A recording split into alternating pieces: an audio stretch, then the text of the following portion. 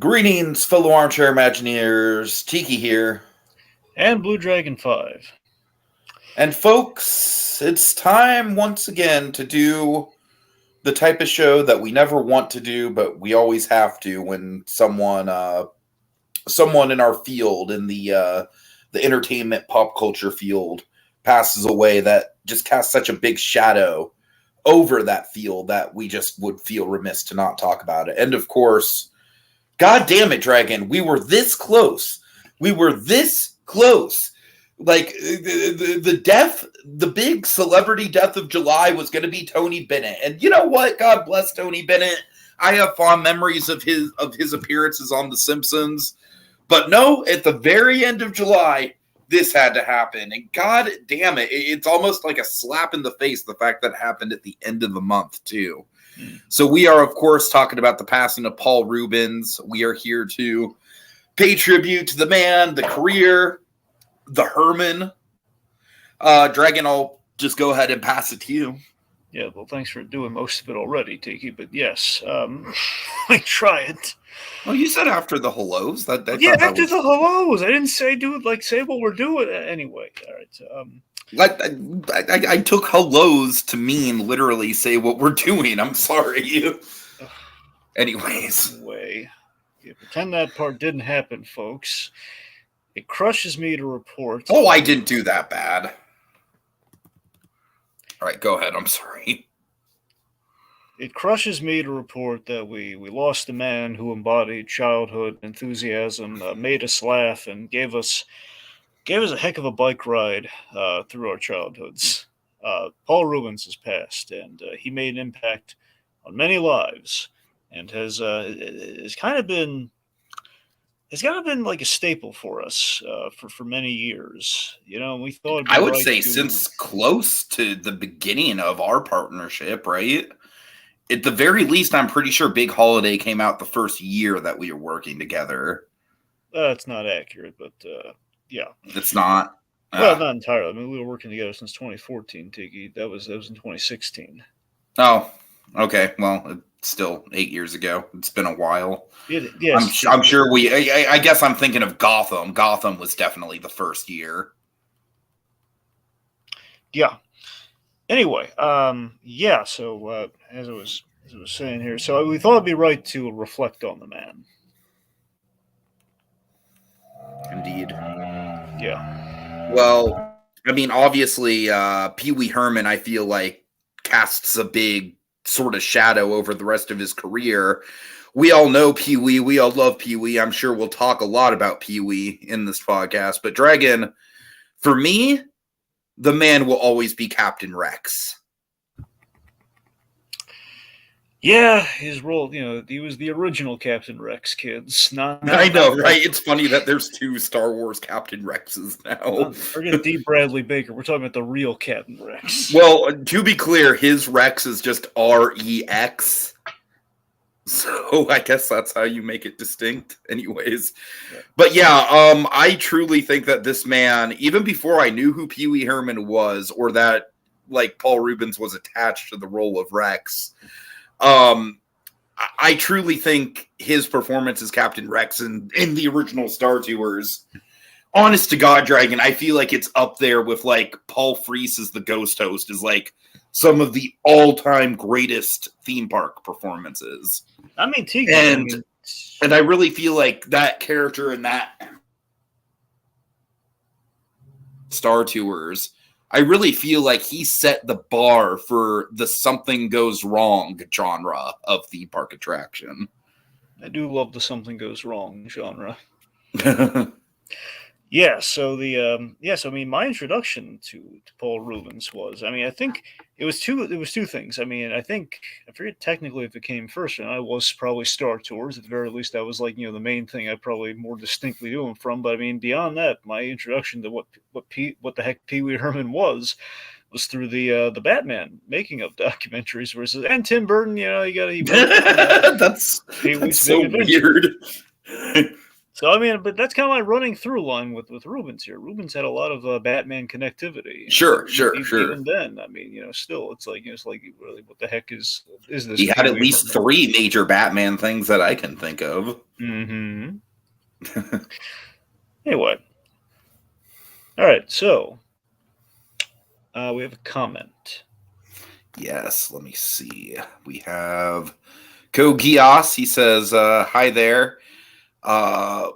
There was talk of the original Penguin actor, Burgess Meredith, playing the Penguin's father in Batman Returns, but due to health problems, he had to decline, and Paul Reubens was cast. Yeah, Burgess Meredith, that would have been fun, but I don't know. There's something about Dragon. I truly feel like you probably feel the same way, that as little screen time as he had in Batman Returns, the man had pathos and menace to his role and the screen time that he did have. And I truly think that was like the first time that people really kind of took notice of him outside of the Pee Wee Herman persona. Absolutely. Yeah, I mean that was I'm going to get to it later. Really, I think we'll circle to it as we break things down. Let's just say there's something really special about his appearance in that movie. Anyway, I guess just to kind of somewhat go through the man's life here. I mean, just long story short, I mean, the beginnings of Pee Wee Herman, it basically starts, he was an improv guy. He's doing I am improv fascinated with the evolution of the Pee Wee Herman character. I honestly think it would make a fucking awesome biopic. Oh, for sure, yeah. I mean, preferably by the same guys who made Weird. Let me ask you this. Well, I guess now when you throw Weird into it, I was going to throw my legit casting I was going to throw out there, but What's your legit casting? Robin Lord Taylor. Oh man, I don't know about that, Dragon. That might be a little bit on the nose. I don't know. I mean, seriously though, I mean, again, you gotta buy their father and son. For some reason, I feel stupid, but I'm blanking on who played him in Weird.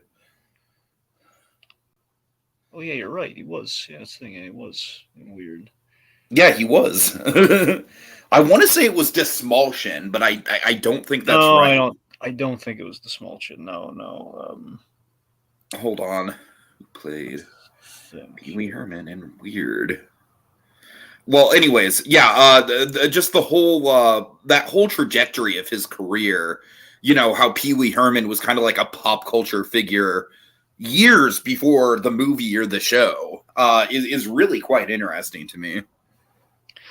Yeah. Also, think about it. In Groundlings, he met Phil Hartman. Mm-hmm. Yeah, Phil Hartman. He helped co-write the the Pee Wee the first Pee Wee Herman movie. Sure. Yeah.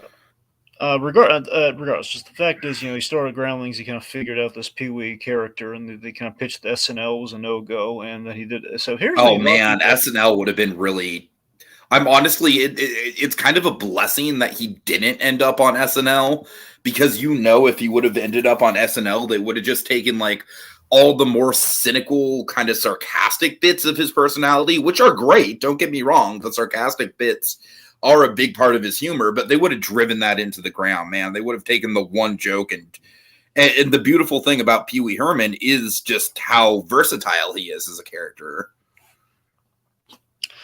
For sure. I mean, he kind of needs his own playground to work in. So, let's see. So when I have no idea who this guy is. Jorma Taccone. I think it was isn't he like Sandberg's partner in crime from SNL? I'm not sure. Looking into his filmography, that sounds right.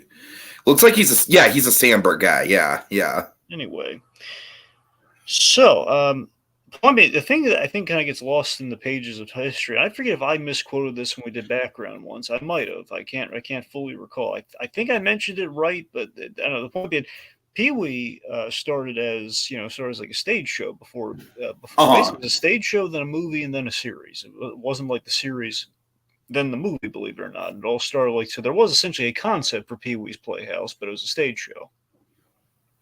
Was it kind of the same sort of like twisted TV children's show kind of vibe in the stage show? Well, I never saw it. I'd have to assume so.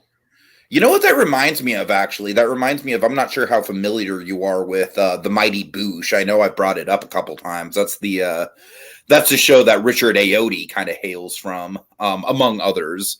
But they also had a traveling theater show that was very much, like the characters and the setups and everything. And then they then translated that into a TV show.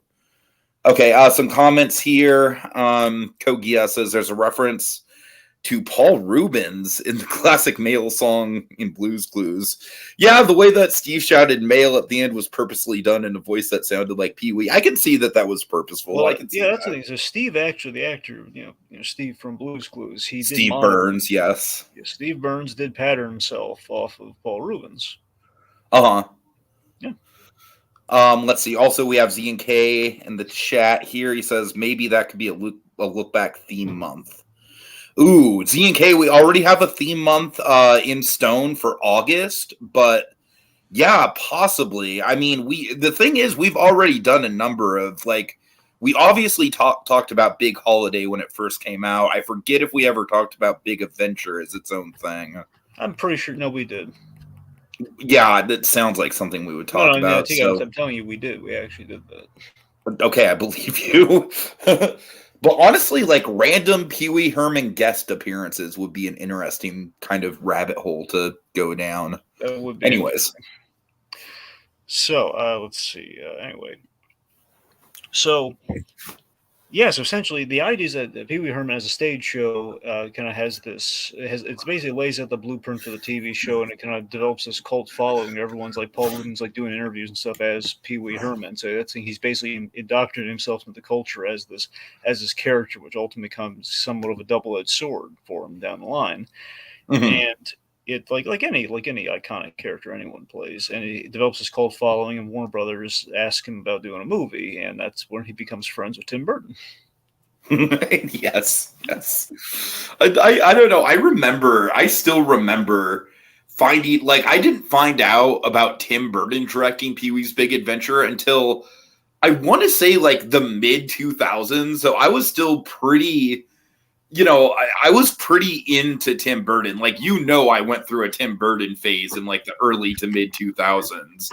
Right. And it took me a while to realize that he had directed that movie, just because for some reason Pee Wee Herman just felt too kiddie for Tim Burton. But then again, Dragon, and this is kind of going into my first introductions of Pee Wee Herman. My first introductions of Pee Wee Herman were very much I would catch bits and pieces of Pee Wee's Playhouse on TV. I forget where they would air. I want to say whatever. Well, no, I'll get to the Adult Swim of it all. That's where I really fell in love with it. But I'm saying in the 90s. I want to say it was maybe the channel eventually became Freeform. Maybe one of those kind of family channels. And I didn't like it, but that's just because I really didn't. I was too young to understand it, and it was very in your face. And yes, Dragon, when Adult Swim randomly started airing them, which is still to this day, I think, one of the most creative decisions Adult Swim has ever made with their programming block. That is when I got absolutely into it. That's when I got all in. That's when I discovered the Cowboy Curtis of it all. And I started growing a really big appreciation for the set design and stuff like that, and just how off-kilter the humor was. But at a glance, as a little kid, the character, I'm not going to lie, the character kind of put me off a little bit. So it wasn't, and I feel with the Playhouse of it all, I really do feel it's kind of this. Pee Wee Herman has always had this sort of bizarre kind of I feel the character's always caught in that sort of battle between is he a figure for adults or a figure for children? You know what I mean? I feel there's always kind of been that push and pull tension with him.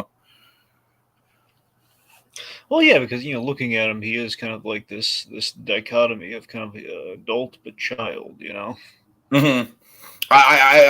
When my dad and I were watching Pee Wee's Playhouse on Adult Swim, we very much were oh, okay, so this is basically live action SpongeBob. Yep, so that's the other huge kind of legacy factor with Pee Wee Herman. SpongeBob does take direct reference from Pee Wee Herman. Right. All right, so Pee Wee's Big Adventure. literally the adventure starts. We get a road trip. Large Marge very literally looms so large over the rest of that movie in my mind. Yeah, but yeah, it's a road trip to find a bike.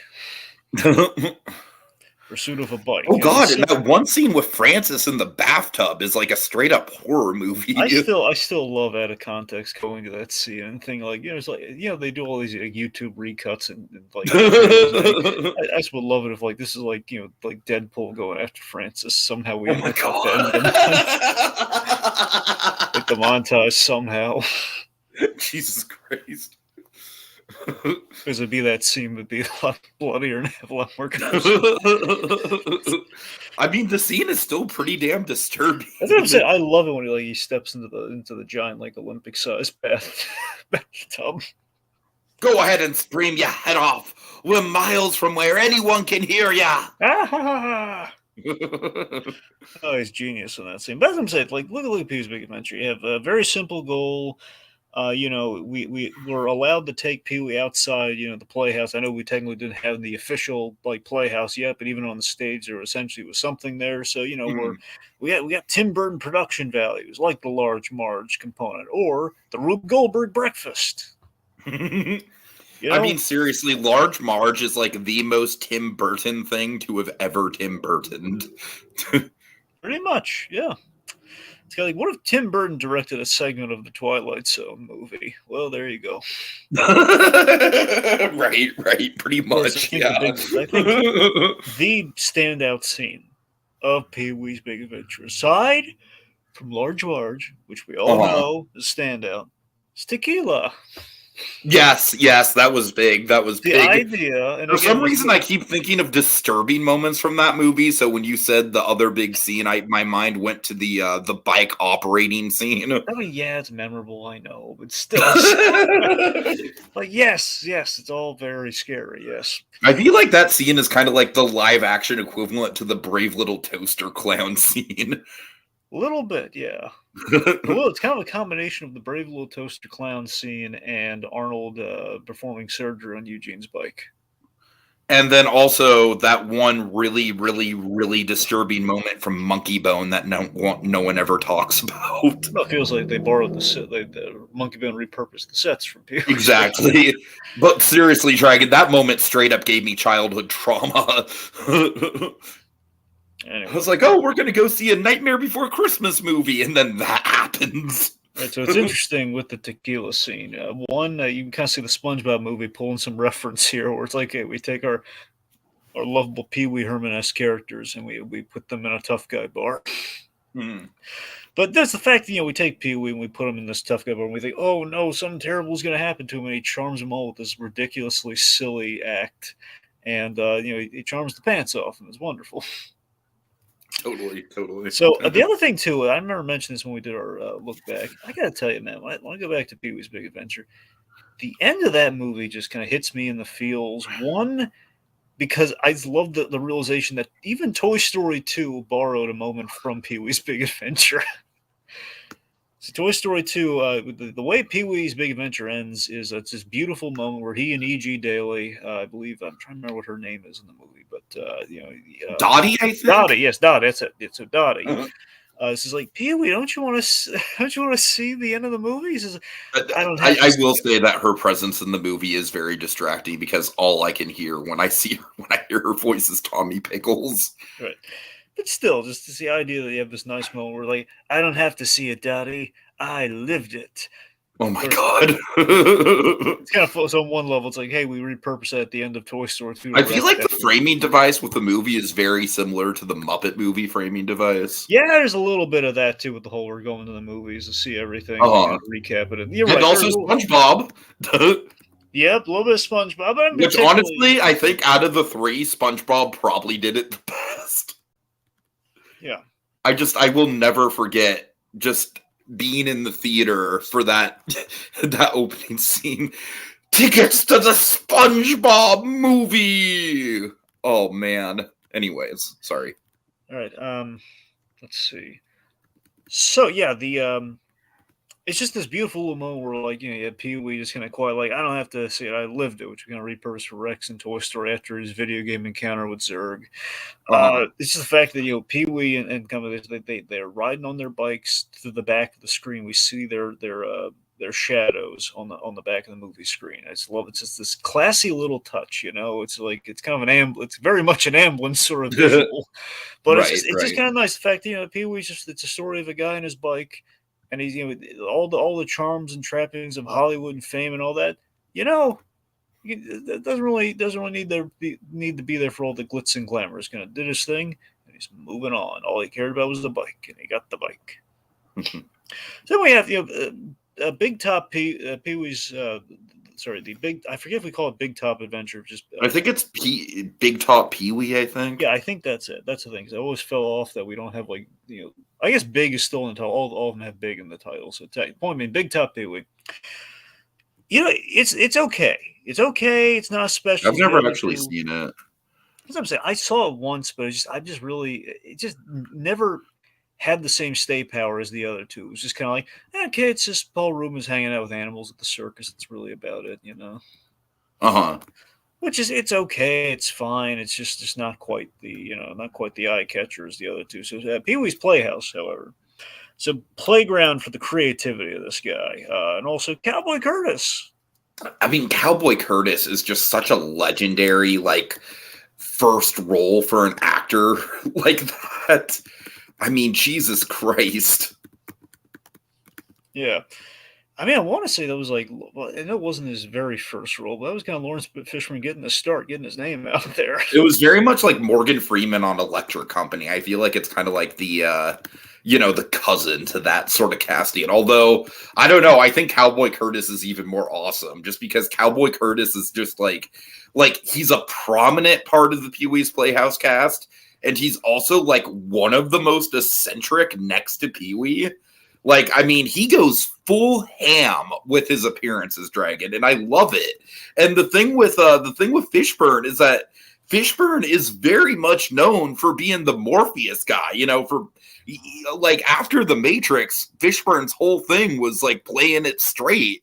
And then you see Cowboy Curtis, and it's like, oh no, this dude has a lot of range. Oh yeah. So let's see. So I completely forgot. I had no idea about this until doing a little fact checking. So yeah, Pee Wee's Playhouse went for 45 episodes in a Christmas special, won 15 Emmys. Yes, I remember that Christmas special. Yeah. I also just to throw it out there, I really do appreciate Christmas special. We did. Yeah. Just to throw it out there, I really do appreciate some of the classic Family Guy gags that they got out of Pee Wee's Playhouse. Like when Peter, I forget which occasion in which he won, he got a big payday, and basically recreated. He bought he recreated the set of Pee Wee's Playhouse. He's doing the opening. You have the chair, and then you have Brian as Jumbie. Hi, Mecca Lucka, hi, Mecca. God, I hate you so much. Yeah. Anyway. So, but yeah. So here's the thing. Again, for me, it was always more of the big screen turns with not that I saw them theatrically, but kind of seeing the movies with Pee Wee Herman that always I think kind of struck the greatest chord with me. Where Pee Wee's Playhouse was to me, it was a little too much insanity. It was a little too much man, everything's alive. This is kind of creepy. That's kind of the point, though. Okay, some of the comments just pointing out. Kogia says I actually didn't know until today that Paul Reubens was in Nightmare Before Christmas. That should probably be one of the next things we talk about. Oh, I was going to save it for the 90s, but sure, let's we're pretty much in the 90s, aren't we? Well, I guess you already kind of. I certainly want to tell you about Star Tours, but Okay. Really quick after these comments, Cowboy Curtis is the second coming of Easy Reader. Now that you say it, I never knew his name on the Electric Company was Easy Reader, and that's fucking amazing. Zine K says he watches the Christmas special every year. Gias says Paul Reubens voiced Jokey Smurf in the CGI live-action Smurfs films. He didn't get much to do, but he was good casting for that role. That's true. Yeah, that sounds like a waste of his talent, but I'm sure he was fine in the screen time he did have. All right, so yeah, tell me about Star Tours. You know I'm a Star Tours fan. You're gonna love this. Original Star Tours all the way, by the way. None of that Adventures Continue shit. Well, I got a story for you. You're gonna love. Okay. So, of course, with all due respect to the Adventures Continue, that ride just fucks up the timeline too much. Go ahead.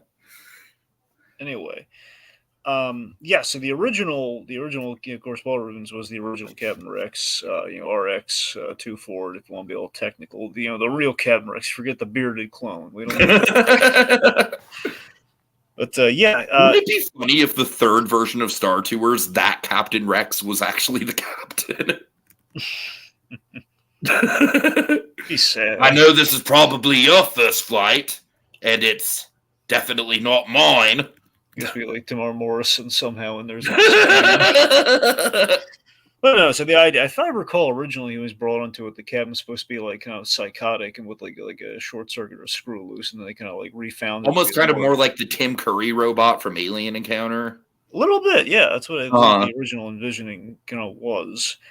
So, yes, of course, Paul Reubens, he becomes kind of this really adorable character in Rex. It's the very affable, kind of affable, earnest, pilot on his first outing. And it's the dude literally has like a 3-act structured hero's journey through the course of like a 4-minute ride. It's incredible. It is. By the way, fun fact, Captain Rex, he did pop up in Rebels once.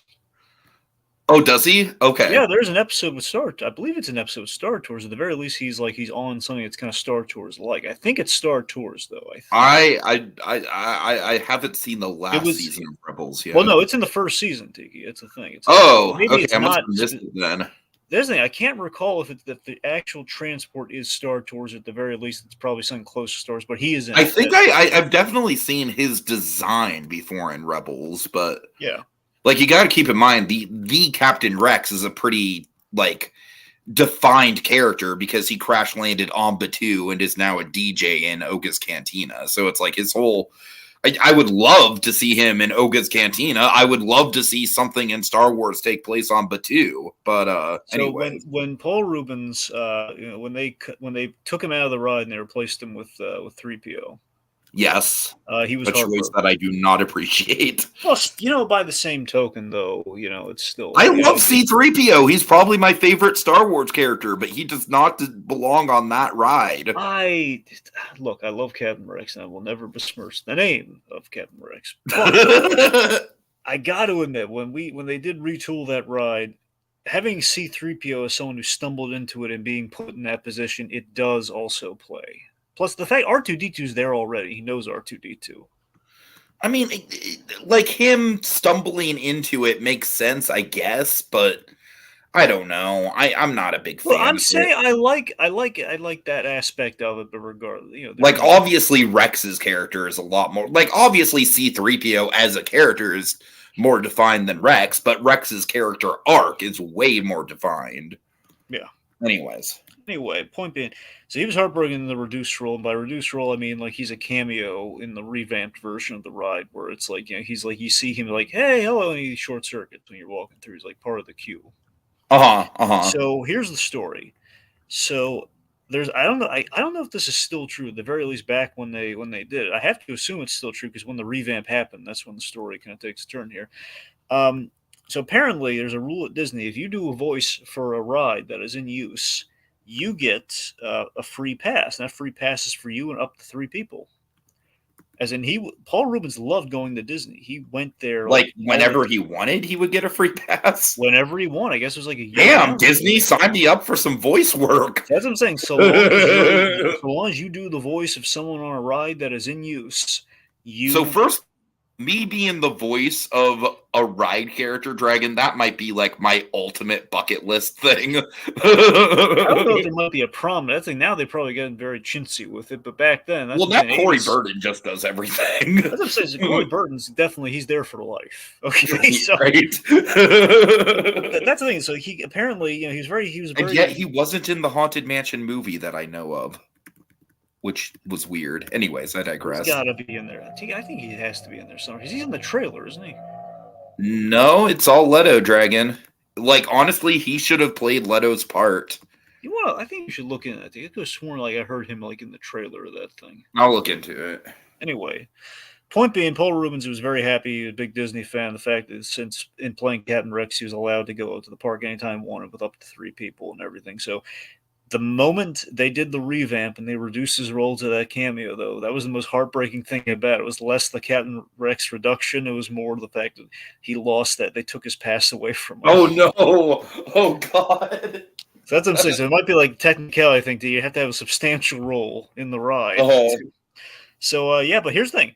I don't know if this worked out for him. Probably not. But just the fact that, years later, Galaxy's Edge, we brought Captain Rex back. I would hope that they'd give him another pass because of Galaxy's Edge. I would like to think so. It's not a ride, though. That's the thing. I would like to think they saw the folly in that decision. It's like, you know what? We went to these lengths to bring him back, put him in the canteen. He's saying a whole bunch of stuff. We're using his likeness. I don't know if it's maybe an excuse like, okay, we won't pay him residuals. We'll give him free access to the park. Who knows?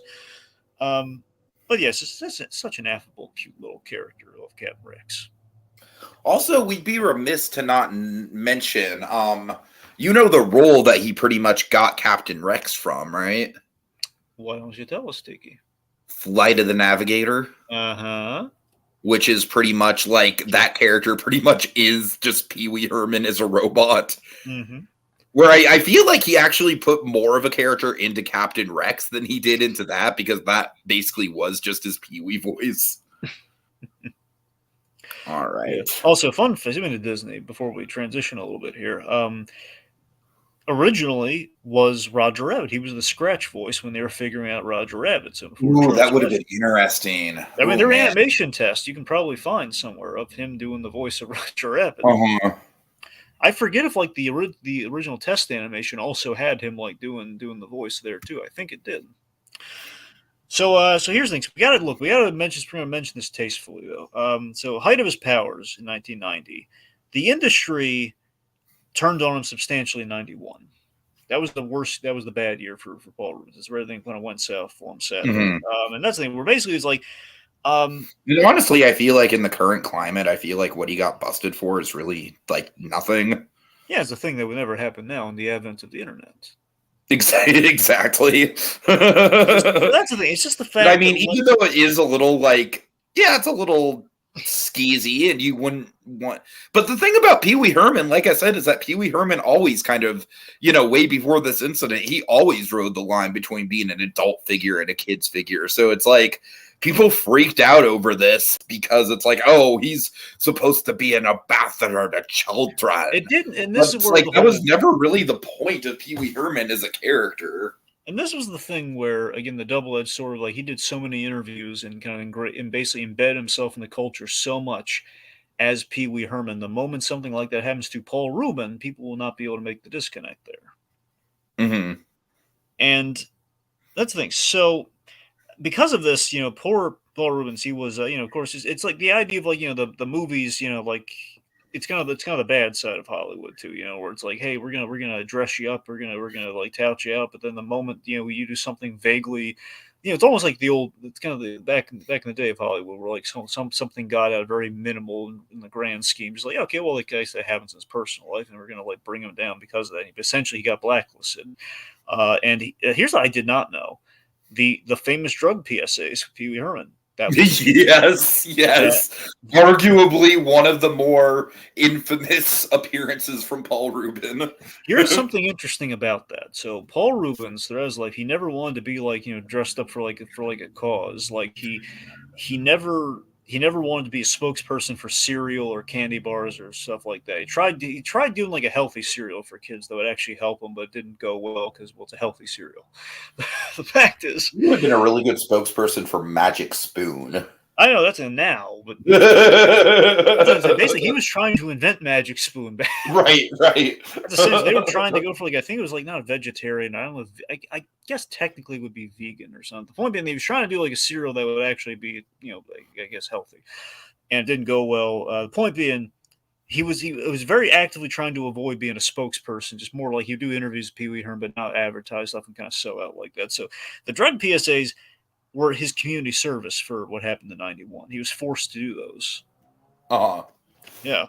So yeah, I mean, there was a dry spell, and here's where things kind of his buddies in the industry, people like that knew him, like they all defended him staunchly. They all said, "Come on, man! Like, don't be." It's like the Clinton thing. Like, come on, give him. It's ridiculous that we're holding someone to this. The Clinton thing has really been overblown. Exactly. So it's the fact that everyone. It's the fact that everyone is like saying, like, "Come on, Hollywood, cut him a break." But the damage had been done. Like Toys R Us pulled his toys from the shelves, and the worst thing is that they stopped syndicating the show. And the show had ended. The show didn't get canceled because of what happened. But yeah, so I'm like with that in mind, I am wondering where, because I definitely remember the show being on when I was a kid. For the life of me, I don't remember what channel. It was just that the original network stopped syndicating it. Eventually, okay, it was on Adult Swim and stuff. So when that happened, or whatever, no, but it definitely wasn't on Adult Swim when I was a kid, though. Adult Swim didn't even exist back then. Well, no, I'm just saying whatever additional network may have had it as well. That's probably wherever it ended up just wasn't the original network. Chances are. Point is, in '91, if you saw it, then that chances are it was on a different network. But even then, I doubt it was '91. That's when it like immediately abruptly like, nope, not shown anymore. So, yeah, there was a dry spell. I want to say like time period wise, with my memory, it'd probably be like 96, 97 ish. That's what I'm saying. That makes sense of when it would have come back. Anyway, so yeah, like a few of his friends threw him a bone, like Tim Burton. Tim Burton, such a lovely thing Tim Burton did. That one of the reasons, I imagine, in addition to the Burgess Meredith thing, was no one was hiring Paul Reubens. Paul Reubens gave him his start, gave him his career. So of course he's going to help him out and give him like a small, give him a little cameo when he can. He's going to do that, and he put him in Nightmare Before Christmas. Mm-hmm.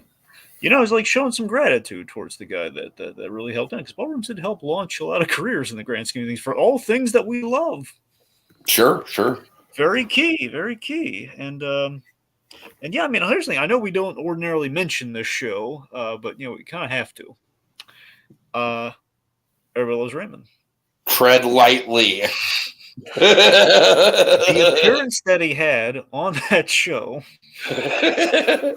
that was from the longest time. Again, Paul Reubens rarely got like cameos and stuff on shows, and that was like the most popular show at a time. So it was like the fact, like, hey, I remember that show was basically like the next Friends as far as popularity went. I do remember that. Yeah, it was like kind of the I don't know if family friend is the right term, but it was sort of like the it was kind of like the household version of Friends. The Friends inside, the classic sitcom version of Friends versus like the trendy like '90s apartment in New York. It was that in King of Queens, but I think that was a much better show. That's King of Queens technically, I think, is a spin-off of Raymond when you break it. Was it really? I think technically, honestly, yeah, because that's that's weird. Because here's the thing: if you look at that, it's funny. You're gonna go crazy with this. Technically, Everybody Loves Raymond has like two spin-offs that are very prominent, or at least some like two crossovers that are hugely prominent. Yeah, King of Queens, if memory serves, I'm pretty sure, because Kevin James pops up in Raymond, and he's a character in Raymond. I believe I'm pretty sure they made him Doug. Okay. The other one is that Ray Romano pops up in The Nanny. And oh like, my God. If I recall, that's the thing. Obviously that show borrows a whole lot. Everybody Loves Raymond borrows a whole lot from Ray Romano's life. So it's unclear if she's just mentioning Ray Romano the person or Ray Barone. I believe it's Ray Barone. I have to go back to the episode. There's like a high school reunion or something. He says, "Oh, Ray, how's your family?" So that was like the beginnings of way back in the early days of Raymond. That's funny. Anyway, the point being, so Raymond was very top tier, and the fact, I believe it was, if memory serves, The episode Paul Reubens appeared in was the trading card episode, which is kind of it was a lampoon of Pokemon cards. Mhm. And Reubens was the guy who ran the comic shop, the trading card shop. Oh God, perfect role. So he showed up, and originally Phil Rosenthal wanted to put him in more episodes. If again, I don't want to just keep saying memory serves here, but there's a character in that show that is Amy's brother, and Amy's brother is played by Chris Elliott. And Chris Elliott, essentially, he's a guy who's very, very kind of steeped in, kind of like, geek culture, but before it was cool though. And I think the idea was that Rosenthal wanted to make that comic book character come back. He wanted to make the guy who ran the trading card shop, the comic book shop, like come back. And maybe that would have been Amy's brother, but the networks forbade him from doing that. Like that's the industry black because there's okay, you got him in for one episode, don't bring him back. And that's there was the industry, and he called it out like it's really unfair what the industry did to Paul Reubens. So it's going to show people were in his corner on his side. No one ever agreed with any of the bad misfortune stuff that really befell Paul Reubens. Mm-hmm. All right. Okay, we should probably get into some comments. We have some piled up here. Z and K says, if I had a nickel for every time Paul Reubens played a robot for an alien spaceship for a Disney property in the 80s. All right. I'd like to imagine guests at Oga's Cantina raising a toast of like blue milk or whatever in Paul's honor. Yeah, that would be a very nice thought. Dude, I would hope that Disney social media gets on that because that would be a very nice gesture. At Oga's Cantina, remind me, do they have blue milk that is literally just milk that has is food colored to be blue, or do they have to go? No, it's like I don't. The blue milk is kind of weird to describe. It's kind of like it's definitely not. I don't even think it's technically dairy. It's definitely not just straight milk with food coloring. Doesn't it feel like they should have just tried? It's kind of like a slush, honestly. Doesn't it feel like at least some permeation of the blue milk should have been very simple like that, been the affordable option? I think they probably should have had a dairy and a non-dairy version. I mean, I get them wanting to do a non-dairy version, and I appreciate them doing a non-dairy version, but yeah, I hear you. They probably should have done a simplified version. I'm just saying, boiled down, it's two simple things. It's blue. Okay. No, you're absolutely right, honestly, because right now the current iteration of it, like I said, it's more of like a weird kind of like vaguely milk flavored slush, and I don't really like it, and not a lot of people actually like it. The appeal is like, okay, you get to go to the Star Wars themed land of some sort, and you get to have what Luke drinks in the movie, which in the movie very clearly is milk with blue food coloring in it. Oh God. Just get a bunch of blue crunch berries and put them in a bowl of cereal. There you go. Anyways, honestly, that's probably the easiest way to make blue milk. All right, so again, the comeback for Paul Reubens was Mystery Men and Blow. Blow particularly, that was the big one that got him a lot of attention. Ooh, you know what? I still haven't actually seen Mystery Men. I have seen Mystery Men. I've not seen Blow. See that one. That's one I need to catch up on. I've seen Blow. I don't really remember his character all that well. He was, if I recall, I never saw Blow, but from what I recall, like watching a biography on Paul Reubens way back in the day. He was I think he's the supporting character of the film. He's like the drug dealer friend of the protagonist. Okay, yeah, that sounds about right. Yeah. Now with Mystery Men was kind of like the last vestige. It was in '99. It was him playing this character called the Spleen, who was like basically all Sonnenfeld, wasn't it? What? Sonnenfeld as the director on Mystery Men? Barry Sonnenfeld. I really don't think so. I'd be shocked if it was. I don't think it was. No, actually, wasn't it Ben Stiller?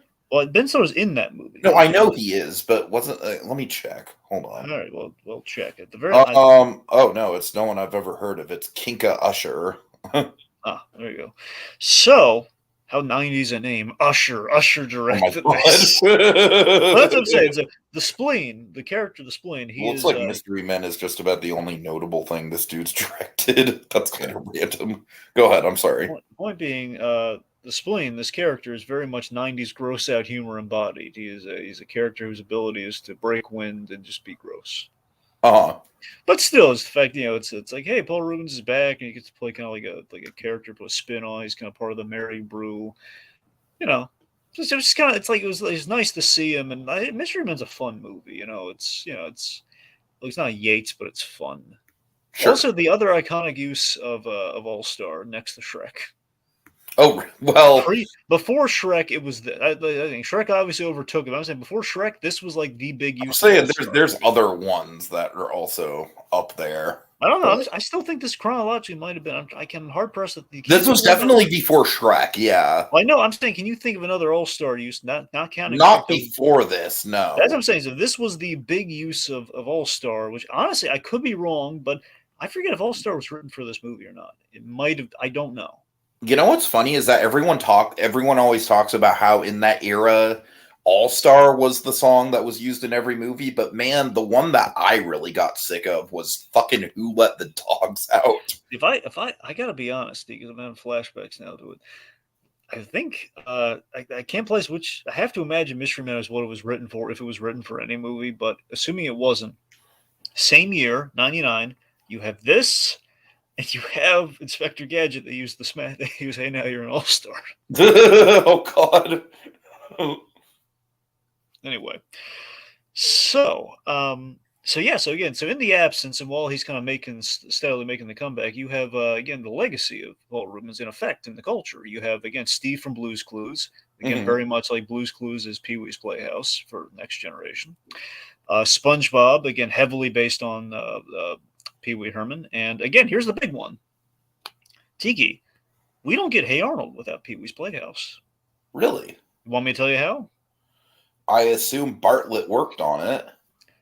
Well, yes, that is exactly what. Okay, I'm sorry, I'm guessing. Yes, that's the thing though. Here's how. So Craig Bartlett, he got to start in stop motion and claymation. So he did the Penny. Oh, right. Okay. Because remember, I don't know if you remember this. Way back in the day, Arnold started as like a pilot for claymation. No, I do remember Arnold started in stop motion. Yeah. Because of, again, his work on the Penny claymation. So that's where.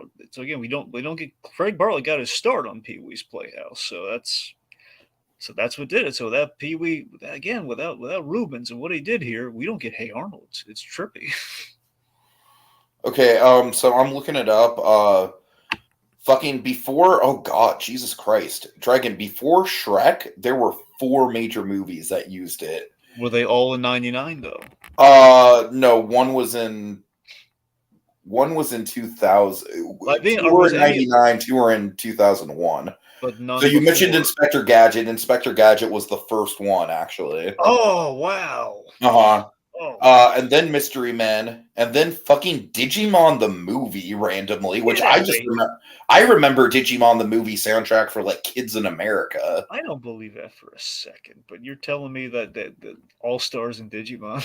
Yes, and also the movie Rat Race, which I've cited to you before. I know, I meant to watch Rat Race, but they took. I was in a time crunch and they took it off HBO Max. So. I mean, look, Rat Race is very much a movie where, like, culturally, it has not aged well at all. But it's a damn fun movie, though. I still stand by that. Anyways, I still wonder if it was like an added sequencing, because I gotta tell you, All Star does feel like it was written for Mystery Man. I wonder if it was like they shot that, they wrote it for that. I just looked it up. Apparently, it was just written as a single for the album. I don't think it was written for. Okay, I stand corrected. The point being, though, Inspector Gadget went first. Okay, what do you know? Take that, Shrek. All right. Also, Dragon, we do have a lot more other comments to go. All right, well, read them all here. Not a ton more. Okay, let's see. Richard Victims is in the comments. He says, "R.I.P. Pee-wee, you will always be the most insane intro to a children's show ever. You'll always have the most insane intro to a children's show ever. Indeed, indeed." Okay, bye, guys. I'm auditioning to voice a character in a Disney theme park right now. I don't blame you. Everyone's gonna be breaking down. Everyone's gonna be lining up around the block now that we've said that. And they're. Does Tony Shalhoub have a pass? Because he's in the Cars ride. I mean, that's the thing. I gotta. You know what it is? I wonder how much of it's also like Disney, like not telling anyone anymore. Like, you know.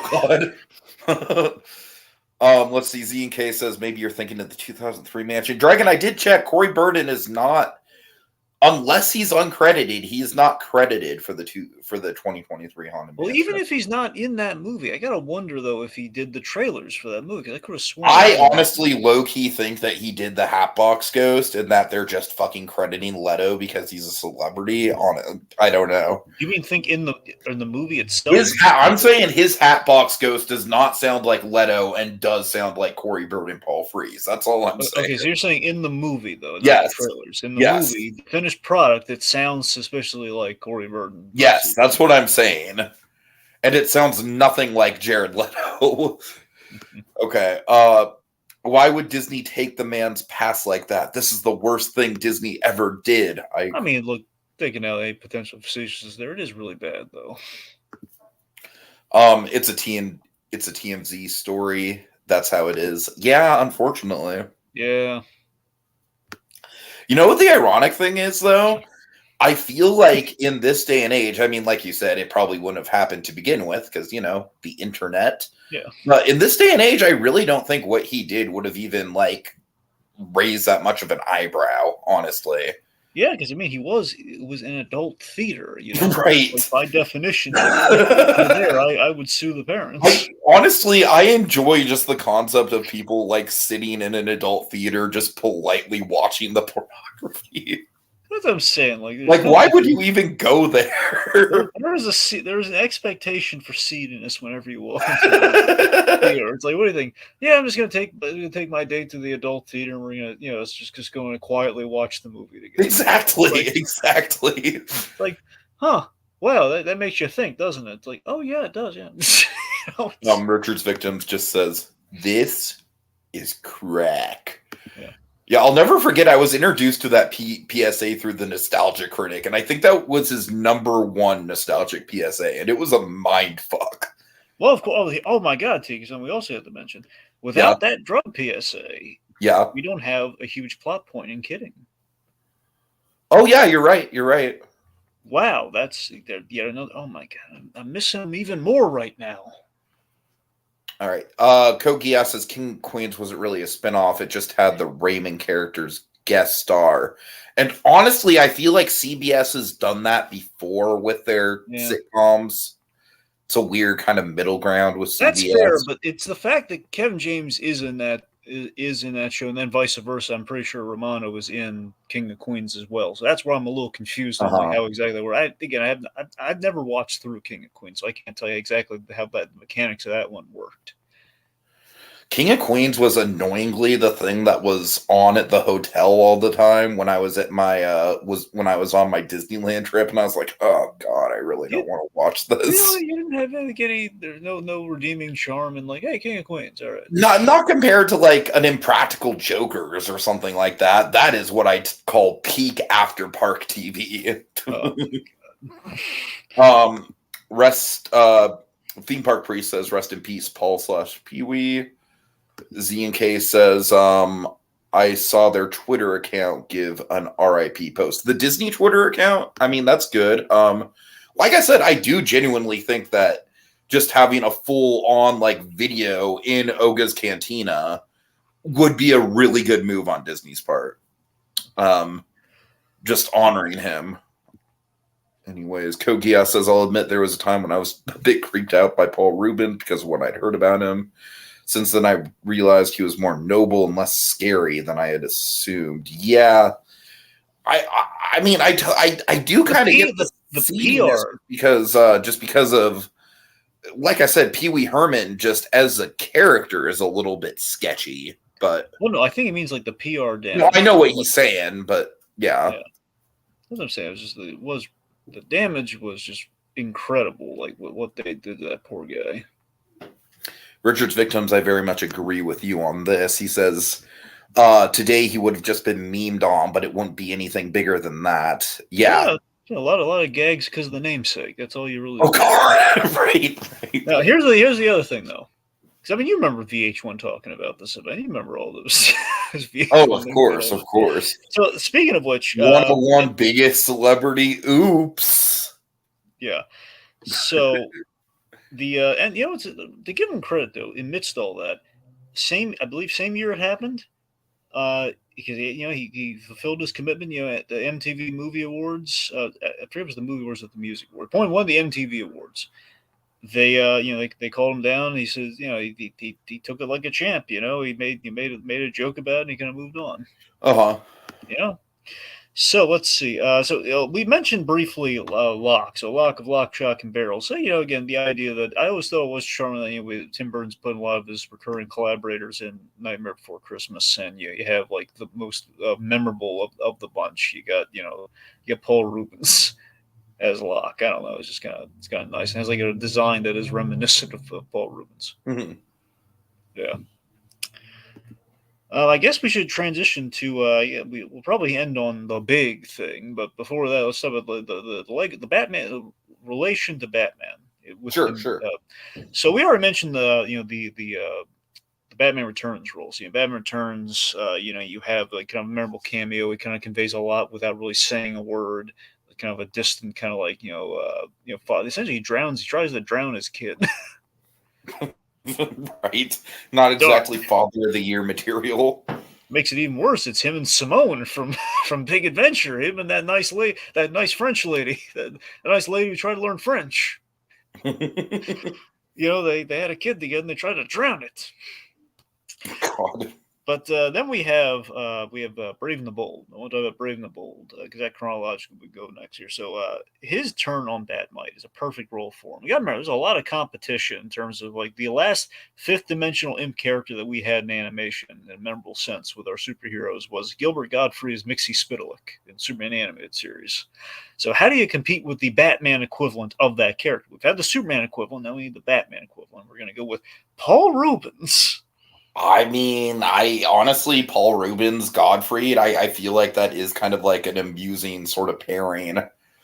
They are kind of mirror images of each other as far as the comic sensibilities go. I love that we leaned even more because here's the thing with Godfrey, it was more like he was obsessive about he's obsessive about getting one over on outwitting Superman, outfoxing him because he Mm-hmm. always had the whole kill Tipsy zone thing. Or always had to say his name backwards. Where in the case of Batman doesn't have like an instant do over thing. He's a self aware fanboy, and that makes him like likable, but also by the same token, very destructive. Mm-hmm. He's like the fanboy. He's having a great time with it too. I love just the way he plays. I love like in his let's say in the first appearance of Brave. So Paul Dini, I believe, wrote all the Batmite episodes because, of course, if you want anyone to write that, you want Paul Dini to. And he played him as like the self-aware fanboy, in which we have like him scoffing at Calendar Man. It's like, what do you mean scoffing at Calendar Man? Then by the end of the show, like he's kind of like he's introduced in the first season. He gets an episode per season, and the last season has this brilliant episode. They bring Batmite into the very last episode of Brave and the Bold, and it's debatably the best episode of the entire series, depending who you ask.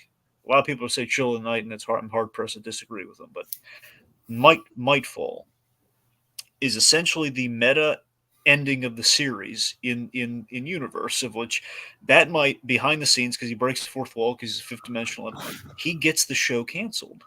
Oh, wow. Because he literally watches Batman jump a shark in the opening of the episode. It's like, Batman's jumping a shark. We can't stand for this. And he basically the whole episode is meta commentary on TV tropes throughout the ages, and basically signs of decaying quality and the fear that any show has. And it's him and Henry Winkler. Henry Winkler, it plays his opposite in that episode, like the opposite counterpoint. Okay, that actually does kind of sound like perfect casting as well. So Henry Winkler yeah, plays. that is perfect. Henry Winkler plays Ambush Bug. Ambush Bug is another fourth wall breaking character, and he basically is the counterpoint trying to save the universe from Batmite. And it ultimately ends up in this thing where we're making a great commentary on the animation industry, like calling out like what the next iteration of Batman would look like, and how like the Uber fans like, no, I wanted something dark, and no, I didn't want this at all. It's like, well, hey, you got what you wanted. Mm-hmm. So just the fact that he played this character so energized without it all being just another Pee Wee Herman, but still being kind of like another kind of bubbly kind of Paul Reubens character. And the fact that he has these characters that are kind of like You have Pee Wee, then you have these characters that are kind of like these short, I impish. really do think by the end of his life, he really did make a name for himself outside of Pee Wee Herman, and I'm happy about that. I I agree. mean, obviously, Pee Wee Herman is going to be like his go-to. That is going to be what he's known for. But he did have a very respectable resume outside of that character. He's also delightful when he popped up and things. He did cameo a lot, even when he wasn't working a lot. For example, later years, kind of the period that brings us back to things in a big way, but one of which will transition with Gotham in a second. He was on the Blacklist. He had this fun, memorable little side character once in the Blacklist, kind of like a 1 or 2 episode kind of deal. And he played this character who was like not agoraphobic, like he's afraid of leaving the house, but he had a phobia about gore. So Raymond Reddington shoots the guy, and I really want you to watch this scene at some point in time, where basically Raymond Reddington, he has kind of his powerful friends, Paul Reubens being one of these powerful friends in the room, who basically ratted out the guy they turned on, and Red Renton like does this cool monologue thing, and then he shoots the guy in the chest with like a silencer or something, and then Paul Rubens is like freaking out, saying, "Red, what was that? Oh We talked God! about this. If you're going to do the violent stuff, I want to look away. You know how I get around blood." And he sees the blood. He says, "Well, someone get him a chair." Anyway, yeah. So the resurgence of Paul Rudd. Sorry, not God. I'm sorry. The resurgence of Paul Rubens. See, I'm thinking Paul Rudd because Paul Rudish was the producer. If only we could have gotten like a Pee Wee Herman and Ant-Man crossover skit involving Baskin Robbins Dragon. That would have been awesome. Like, oh hey Pee Wee, try the flavors. Thank you, Ant-Man. Baskin Robbins always finds out. Okay, no, seriously. So, the big Paul Rubens kind of resurgent for us was kind of around this point in time. The last time I saw Rubens, I think we both saw Rubens last chronologically, was Elijah Vandal in Gotham, because we both had that moment of like, oh god, we just saw him in Big Holiday and we loved him. We're going to gush about that. Yes. And then, Oh my, Big Holiday very much was kind of like one of the jump. I mean, I know it wasn't technically the beginning of our friendship, but I feel like that was kind of like it was that almost took our dynamic to the next level. The Big Holiday memes, I think. Yeah. So that's the thing. So the fact that we had that, and then we kind of had him pop up again, like, oh my god, he's on the upswing. He plays Elijah Vandal, who is basically as I was mentioned in our comments earlier. I was mentioning our comments earlier. I'm trying to find it's. Let me see. I'll try and find it. Well, someone essentially made the point that a lot of people are kind of pointing this out. The There we fact go. that it's so rare.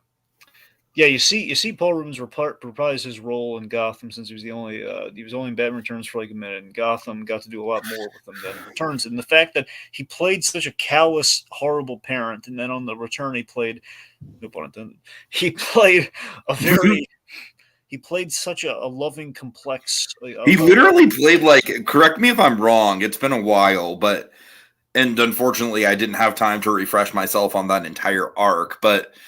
That guy was like, he was nice until the end, right? Like the whole plot was like he got killed and then the family were the pieces of shit, right? That's how it went down. Well, yeah, but he was still a nice guy throughout. That's what I'm saying. Like, because I do remember there was sketchiness going on with that family, but absolutely, yeah, that's the thing. The family killed him. Yeah.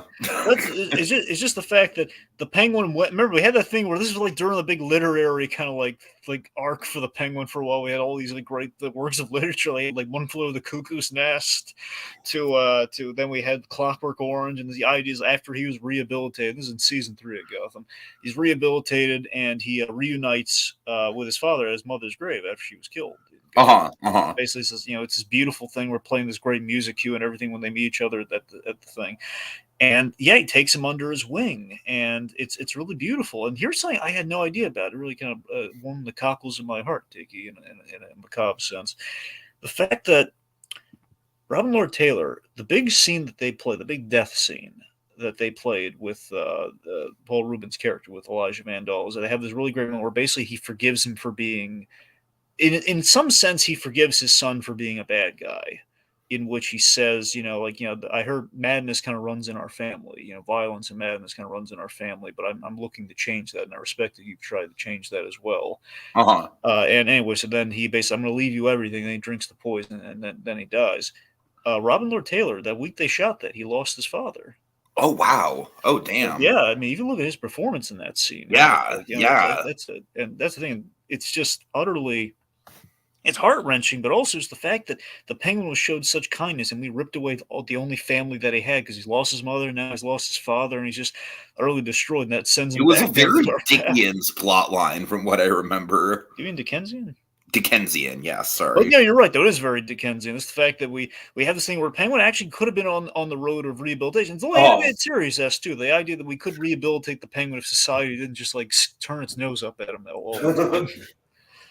But yeah, so it's just very. I was just so floored by the fact we brought him back and we actually did something like that with him, even though it was like 2 to 3 episodes. It was like, I think he came back briefly as like a zombie. I think that was like I could be, not a zombie, but like a nightmare thing where Penguin has nightmares. Yeah, I remember that. If Yeah. memory serves, I think that's what happened there. Anyway, so yeah, so the emphasis big performance that we really have to talk about before we wrap up here at all. Let's break down Pee-wee's Big Holiday.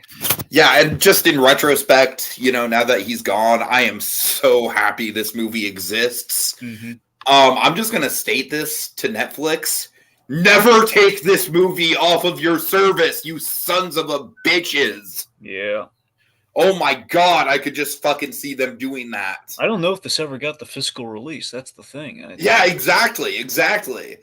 So, of course, this movie, Dragon, I truly think this is one of the ultimate bromance movies. I really do. And I think this movie is, even to this day, supremely underrated. Absolutely. This was huge for us. This is a delightful return. It's nice that we have kind of like a three. It's very appropriate to give kind of Pee-wee a trilogy of sorts, and the third one very much had resonance when he came back. And it's the fact that he comes back, he's playing this role very sincere and innocent and sweet, just as it was, but also there's a bit of like the tongue-in-cheek kind of adult edge that you always have with Pee-wee. Do you remember, really quick, just to address it, because it kind of ties into Big Holiday a little bit? I assume this is the original movie that Big Holiday kind of turned into. You remember that original pitch where they were going to make like an R-rated Pee Wee Herman movie that kind of mirrored Paul Reubens' downfall? Yeah, so that's the thing. So originally the plan was Paul Reubens pitched the movie as like kind of like a rise and fall fame story where Pee Wee was like going to be a musical act, and he would have had like they take this lighthearted character and put him through like the rise and fall of fame. It would have been darker. So yeah, absolutely. Also, real quick, Code Geass. Anime fan says there was an episode. I remember that when he brought this up, I absolutely remembered exactly what this was. Yeah, so Clayface, the Basil Carlo kind of like Hugo Strange experimented version of Clayface. He was impersonating Elijah Van Dahl to freak Penguin out, and yes, that I remember him like taking the wig off and everything. Like, yeah, Richard's Victims. Pee-wee's Big Holiday is a Netflix movie. It's a really good Netflix movie, and also this is when Netflix was at its peak. No, for sure. I'm glad you bring up that distinction, Dragon, because this actually was during that time period where a Netflix original movie actually meant something. That's the thing, because you had Netflix for a while, like between at least the first 2 years. Yeah, 2015 was the strongest year for Netflix because you had Daredevil, and you had Making a Murderer, and you had all sorts of big eye catching stuff. Then you have 2016, which is okay. We're kind of growing things, we're developing things. So that's the thing. Between these 2 years, you have. I think we have Luke Cage in 2016 as well. Like we're going strong. I honestly think Pee-wee's Big Holiday. The problem with it, if I remember correctly, is it just kind of got lost in the shuffle and with all the Marvel Netflix hype. I mean, I don't know necessarily about that. I mean, it probably did. I mean, the Marvel Netflix stuff was like the biggest. It was the biggest draw that Netflix really had going for. This is before that and Stranger Things in its infancy. I think Stranger Things was around. I don't know if it was around from 2015 or it was 2016 that started, but it was around by that time. Stranger Things, I think you might be right, because that very well could have been the big thing that was like, okay, nobody's watching Pee-wee because everyone is watching this. Yeah. So yeah, it's just It's the fact that we I mean, Joe Magnelio, man, his fucking role in this movie is just so goddamn lovable. Just him and Reubens just have the utterly best chemistry. Yeah. Yeah, Joe Manganiello. Just the pairing of these two was utterly magic. They have great chemistry. And ultimately, this movie is a story about friendship and travel, And I love that it's Pee Wee kind of doing the thing where he's changing everyone's lives for the better that he interacts with along the way. And it's the fact that he brought such an energy to the role. It's like there's like no aging on him, despite the fact that Oh, I know. What I said I know. That was a crazy part of the movie. Was just we were blown away when we watched the from first the time. We talked about 90s. this. Yeah, we talked about this movie incessantly when it came out. By the way, Mhm. just the fact that he barely aged because they used there was there's a good subtle de aging effect on him, or it was like there are things. I feel like that's the kind of de-aging stuff that you should do, though. Like, it's like, yeah, like that kind of de-aging actually works. See, I always like the Albuquerque verse approach to de aging, where traditionally what they do is like using wigs and actual makeup techniques, they can shave 5 years off.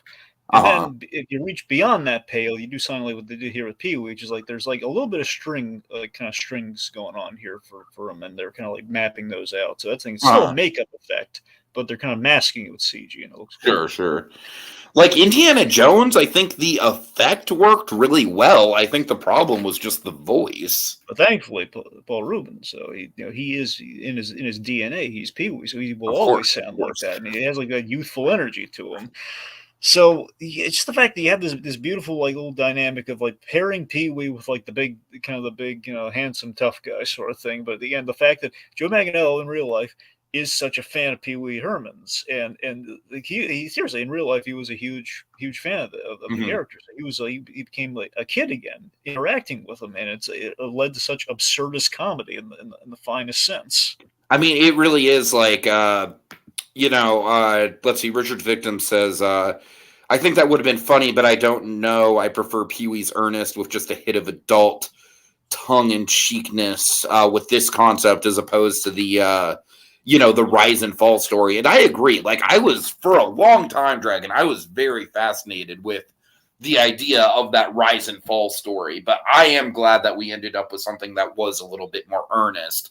And the fact that they got it out of just this genuine chemistry that these two had, and that basically formed the basis for the whole film.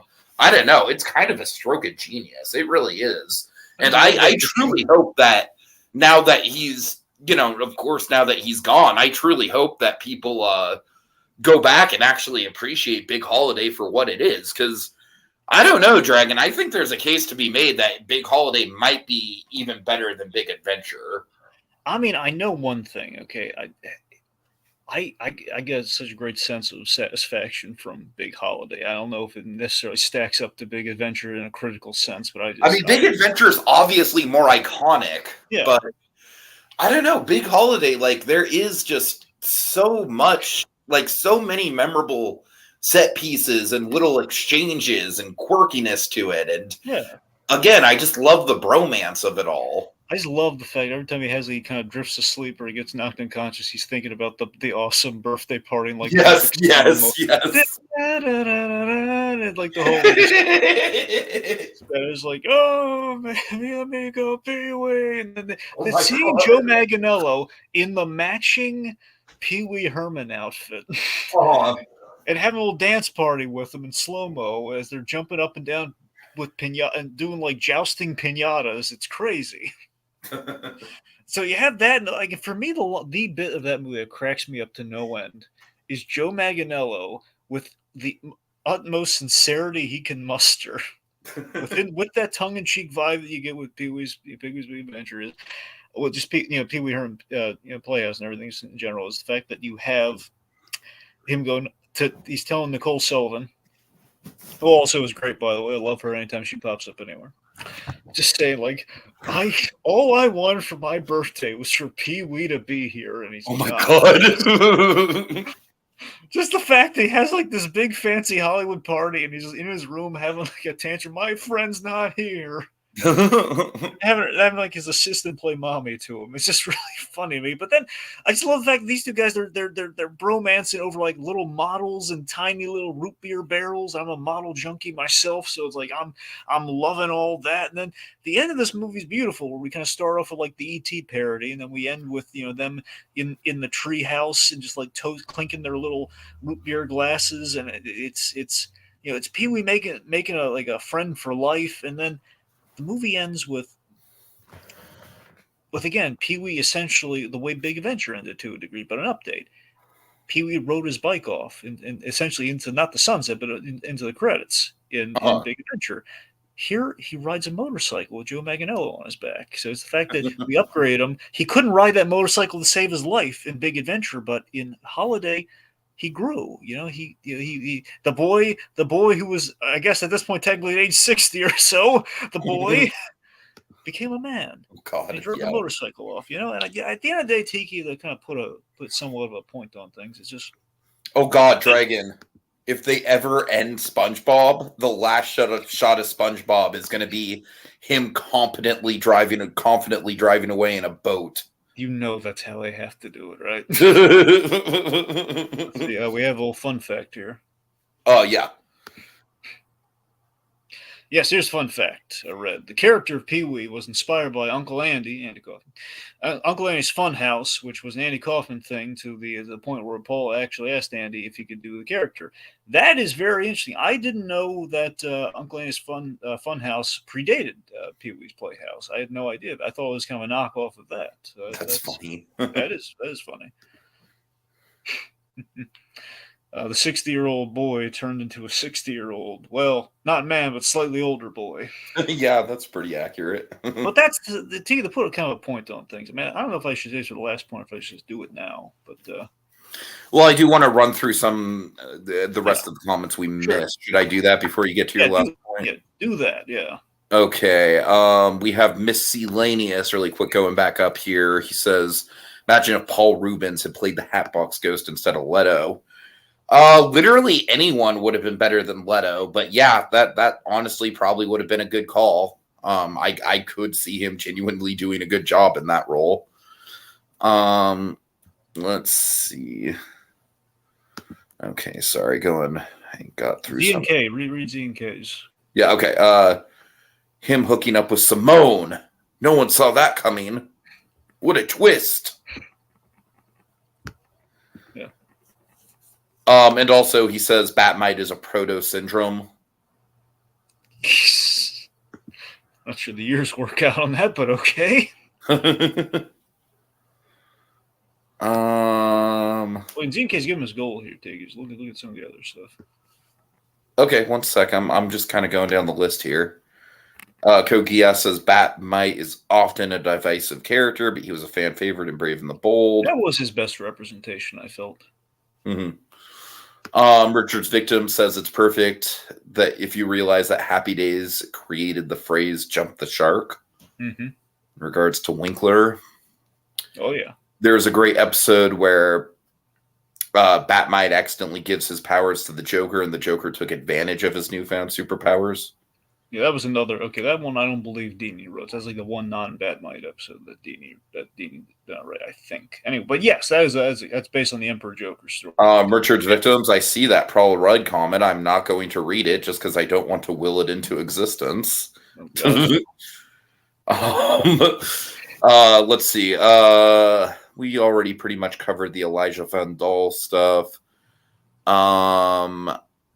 We covered that. Okay, so Stranger Things apparently started in the summer of 2016, which pretty much lines up, right? Yeah. That would have been like the thing that would have overshadowed Pee-wee's Big Holiday. Yeah, that probably overshadowed this, yeah. Okay, fun facts. Okay, so Z&K here, he says, let's see, last thought I have for the night, my parents wouldn't be together if it wasn't for Pee-wee. Out of context, hilarious, but then he elaborates. My parents met at a Halloween party and my mom was dressed as Pee-wee. That is honestly awesome. I love that. Yeah, that's such a cute story. Great. Well, I wouldn't be here if it wasn't for Paul. Richard's victim says Uncle Andy's Funhouse was a thing from like when Andy was still in his 20s. That makes sense. I think it was kind of a thing that he did. I forget Andy Kaufman finished. I know he attended college briefly. I forget if he actually finished it out, but that seems like something he would have done around that time. Mm-hmm. And Kokias, you're right. The SpongeBob movie is supposed to be the canonical ending of the show, so Yep. It ends with Ween. All right. Okay, I think that's about it. Yeah, so well, I guess let's. Do you want to thank the folks, or should I kind of wrap things up? And then we thank the folks. Yeah, I'll thank the folks really quick, then you can wrap things up. So, yeah, obviously, big thanks to Code Geass, C&K, Richard's Victims, Monkey briefly popped up, as well as Theme Park Priest. You guys are all awesome. We appreciate having you. So, folks, at the end of the day, reflecting on Pee-wee's Big Holiday, but in general, everything, but sort of the last time we kind of saw him in the suit. And he had been doing a few interviews past that point. Apparently, he did an interview with Conan O'Brien a Yeah. few years ago where he said he couldn't fit into the suit anymore. Yeah, was that Conan or was that Jimmy? It was Conan. Okay, well, that's the thing. He did a few interviews, but yes, he was mentioning that. Yeah, like he just couldn't fit anymore. There were always talks of like continuing stuff with Pee Wee. He did bring back the stage show, by the way, like around the, like before we had Pee Wee's Big Holiday. He did. That's where the genesis of like, could he come back for a film again? It was kind of like around. So would have been amazing if he could have actually done something with Adult Swim with Pee Wee, like a new show. That is true. Yeah. I wonder if there were. I feel like that would have been the place for it. It feels like there might have been talks about that after Big Holiday, but they probably didn't go anywhere, sadly. Anyway, so I think reflecting on Pee Wee's Big Holiday, especially, it's just that movie is a testament to just it's a testament to the energy and joy that man brought out in all of us. It's just a testament to all the goodwill and the good feelings that he brought out. So not just in Joe Manganiello and everything. Just looking at the impact he has on Joe Manganiello, you see just bringing anyone any day and age, any generation, just kind of bringing them back to the state of like being a kid practically.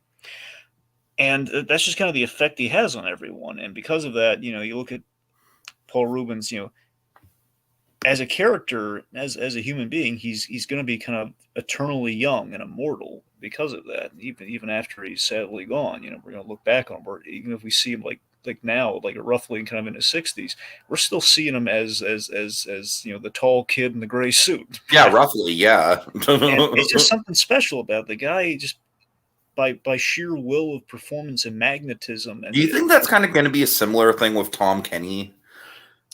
I mean, that's what I'm saying. Like, we should also Tom Kenny again. It was a great debt of gratitude to Paul Reubens, for that. But yeah, Tom Kenny's. I mean, to be fair, I feel like it was more the concept and characterization of SpongeBob more so than the actual voice. But I mean, yeah, sure. I'm just saying, you're right. It's not an actual. I don't know. It's still a little bit like the way in which he's portraying him is a little. It's not a direct impression of him, but still, there's a little bit of like. I think Tom Kenny once said it was like kind of a combination of Pee Wee Herman and like an elf at the mall, like at Christmas. Oh, okay, I could see that. Yeah. I'm blanking on that analogy he used to describe how he came up with the voice, but regardless, just the fact that Paul Reubens achieved something, really, really special. Even though Hollywood threw a lot at him, both good and bad. But it's the fact it's just this unique thing that I think anytime everyone sees it, we're gonna see him either riding that goofy, lovably goofy bike, or just walking around that suit and just doing the laugh, or having like the most Rube Goldbergian breakfast you've ever darn near seen. It's just the man embodied like the joy and naivete of youth, and he's going to be immortalized for it forever. I wouldn't have it any other way. Well said. Well said. All right. Well, thanks everyone once again for joining us, and yeah, au revoir, Pee Wee. Au revoir. Paging Mr. Herman. Mr. Herman. He lived it. I know this is